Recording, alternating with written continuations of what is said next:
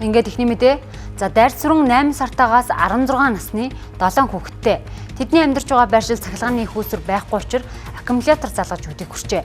За харамсалтай нь аккумулятор нь дэлбэрсний улмаас гал гарч гэрн бүхэлдээ шатсан байна.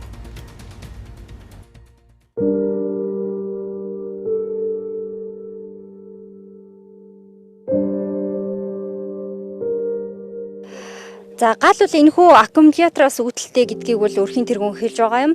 За галын улмаас бол хүүхдүүдийн эдэлж хэрэгэлдэг бүх зүйл шатсан. За миний гарт байгаа энэхүү зүйл бол тэдний одоо бичиг баримт. За эдгээр зүйл бол бүр юу ч үлдээгүй бүгд шатсанд маш харамсалтай байгаа талаараа бол хүүхдүүдийн аав ээж онцлсон.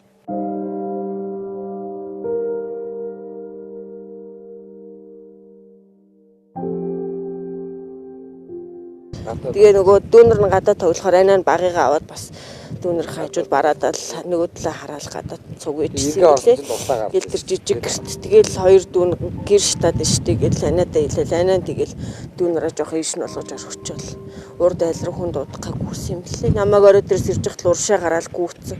Би тэндээс наашаа гүгээл байсан тэгээ. Ямар ч үсэн дүүнераа гаргаад орчихсон лээ. Тэгээд өөрөө ирчихсэн тусламж дуудах гал. Тэгээ урд айл маань гал онцгой дуудаж өгч. Тэр аккумуляторнд уудсан уяатай байсан гэсэн. Би нэг 14 бороо уулна iPhone уйдсан байсан. Эднээс үлдээд шүлжи арай батарей бүх барих юм бол ингээ үлдсэн. Тэр маань бас халаад буудсан байж гинтэл жоохон халдаг байсан. Ер нь бол аккумулятороос уйдсан байсан. Ачаалаа дийлэхгүй буудсан. Өөр тог цахилгаан манад байхгүй галт төлөөгүй гин гадаа 100% юунууд нэ. Айгу ходоо хугацаанд л болчихлоо. Ер нь бол харин хэдэн хүүхдэмд амьд үлдлээ. Гэтэ яг хаа энэ гэрийн шатаасан би яг хэдэн хүүхдүүдийнхээ дурсамж юу гин цогт ахуй шатаац. Бичиг баримт бүх юмд юу шатцлаа та. Өмсөлцлээ.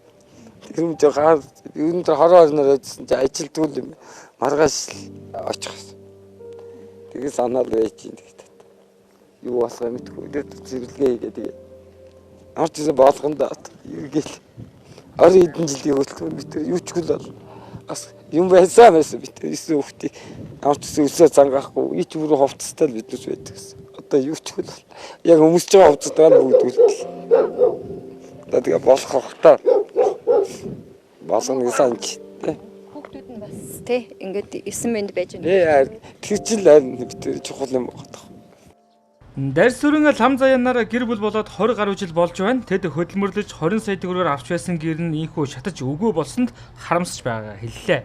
За Сонгон найрхан дүүргийн 32 дугаар хороонд 1 жилийн өмнөөс газар авч хашаа барин амьдарч байгаа юм. За гал гарах үед хөөхтүүд нь гадаа байснаар аврагджээ.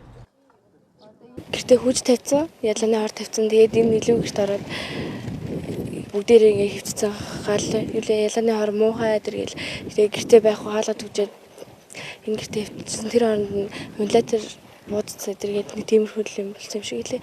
Тэгэл гэртээ ирсэн чинь тэгээд гэрийн бараг талан шатцсан. Баахан хүмүүс хашаа торцсон. Тэр том машин дээр ингээд артлын амбар дээр шороо мороо асгаад бичсэн. Тэгээ бүр хараал бүр дүүнэр яач вэ? Юу болчихвоо гэж бүр ингээд амар айгаал. Ер нь амар л би эхлээд энд гэрт нэг жоохны говн тулгаад байж сахгүй. Тэгээд мандуу гарснаа ингээд гал гарж ийн гээд тэгээд би гараал гэрийн хаалгын гонгоолгол тэгэл буцаж хаагаал энэ хажуу айл руу орсон хгүй юу.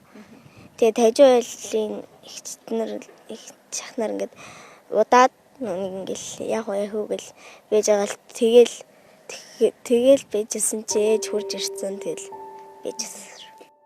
Өмсөх хувцсгүй үлдсэн тэд ард түмэндээ хандаж тусламж хүсэж байна. Мөн цаашид энэ мэд эрсдэл гарахаас айж байгаа тул цахилгаантай болохыг хүссэн юм а. Дайрц сүрэнгийн амьдарч буй байршилд 30 гаруй айл сууршдаг. За цахилгаан эрчим хүчинд холбогдох хүсэлтийг өгдөг ч өнөөдрийг хүртэл шийдээгүй байгаа юм байна.